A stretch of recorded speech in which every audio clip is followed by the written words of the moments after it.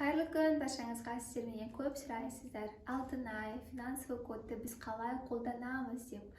Финансовый код жалпы сіздің қаржылық кодыңыз, яғни сіздің өзіңізге жеке тұлғаға арналған ақша шақыратын код болып табылады.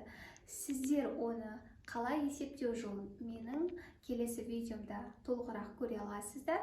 Ал қазіргі таңда мен сіздерге түсіндіре өтейін. Жалпы өздеріңіздің қаржылық кодтарыңыз 4 саннан тұрады.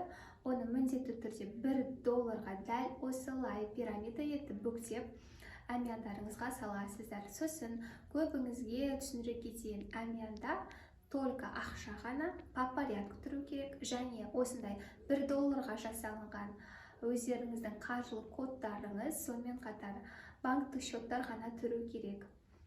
Түрлі карточкалар, визиткалар, удостоверение, право, чек мүлдем тұруға болмайды.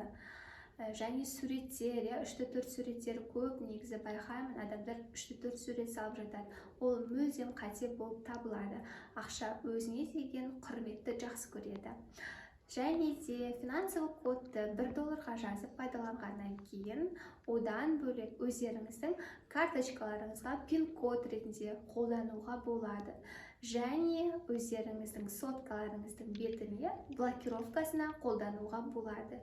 Неғұрлым көп қолданған сайын өз қаржылық кодыңызды соншалықты сіздегі ақшаның каналы ашылады.